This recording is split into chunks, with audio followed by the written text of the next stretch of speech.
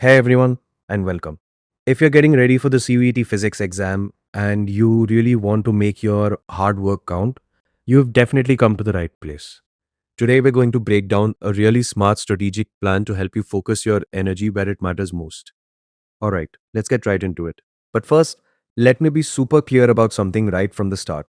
What we're about to go over is a priority based guide.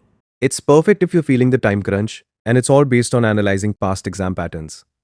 But if you have enough time, the absolute best strategy is, and always will be, to study the entire syllabus. So think of this as your special forces guide for a targeted attack, not a replacement for knowing the whole map. This is really important.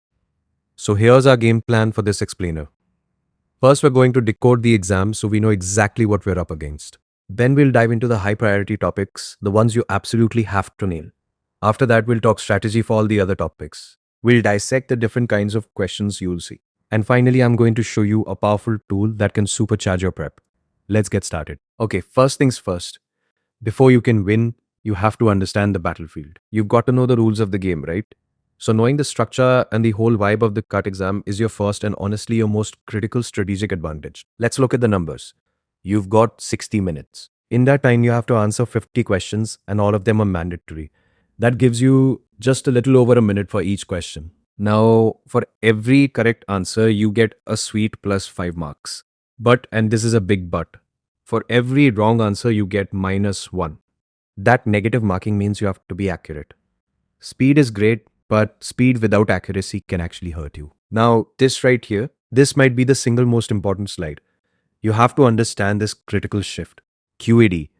Physics is not a test of just memorizing formulas. It's all about your conceptual clarity. The real question the exam is asking is, okay, you know this principle, but can you actually use it to solve a problem? That mindset is a total game changer for how you should prepare, and check this out. This chart perfectly illustrates where your focus needs to be. Looking at past papers, you can see a really clear pattern.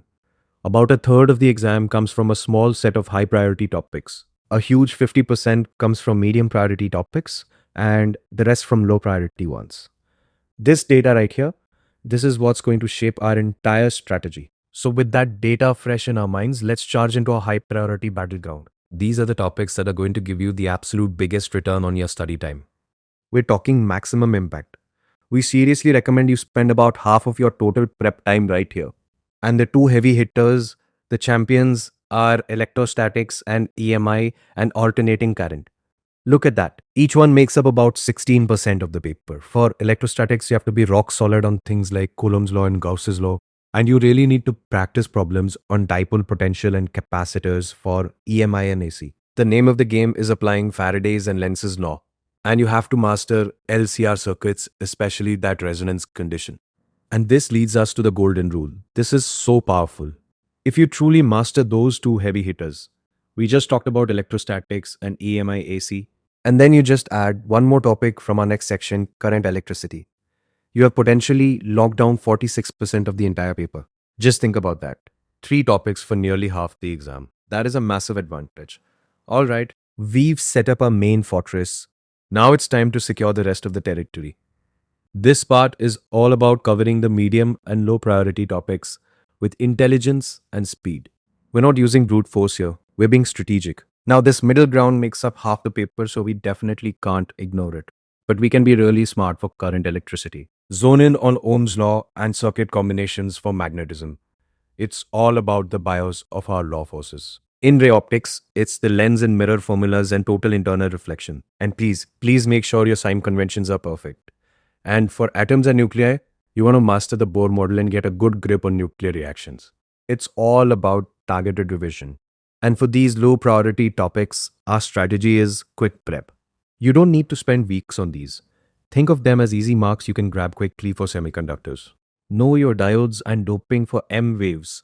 Memorize the spectrum. Order for wave optics. Know the key formulas like for the DSC and for dual nature.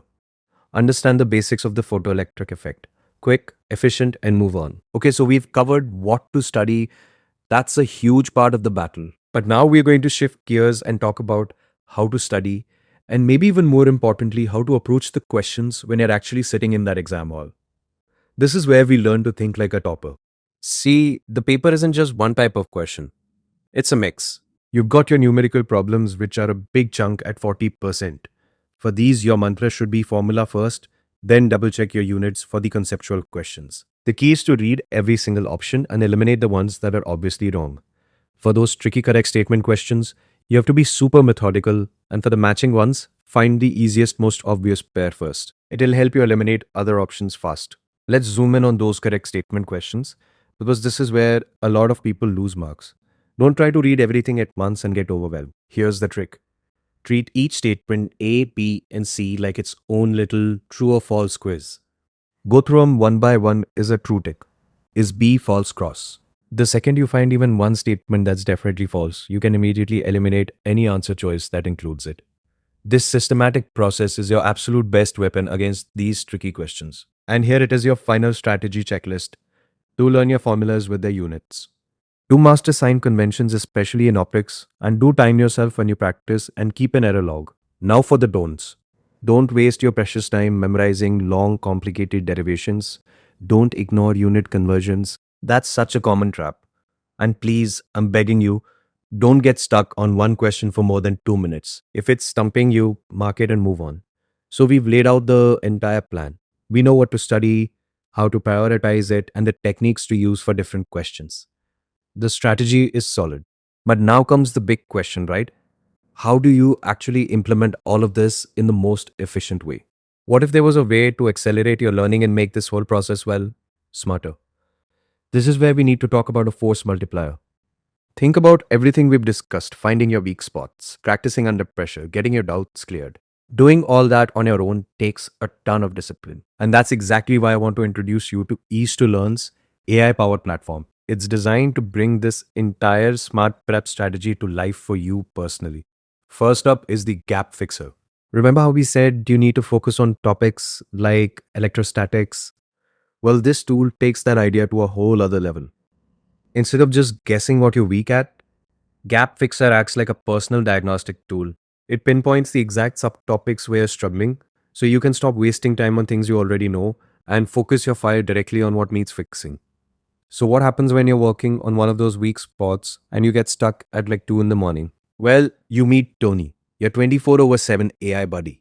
Tony's there to instantly clear up your doubts and explain concepts anytime, anywhere. This means no more waiting for your teacher the next day and no more stress over an unanswered question. It's learning completely on your terms. Next up is pace. We've talked a lot about how speed and accuracy are both so critical. Pace is designed specifically to improve both of those things.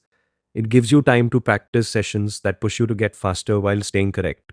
Remember, speed without accuracy is just reckless, but accuracy without speed means you won't finish the paper. Pace helps you find that perfect sweet spot.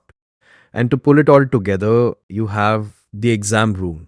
This is where you get to face the fire. You take AI simulated mock tests and practice with previous year questions, all under realistic exam conditions.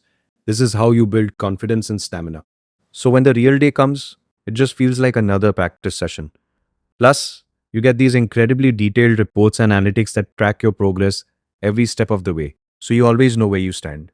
But I want to be totally honest with you here. Easy to learn is not a magic wand. It is not a replacement for your hard work. It's a force multiplier. It takes the effort that you're already putting in and it channels it. It makes your work smarter, faster, and way more effective. So, what are your next steps? Take this strategy and run with it. Figure out your high priority topics. Get comfortable with the question types and just be smart about your prep. Remember, the goal isn't just to work hard, it's to work smart. The CT exam is a puzzle, and today we've given you the key to solving it.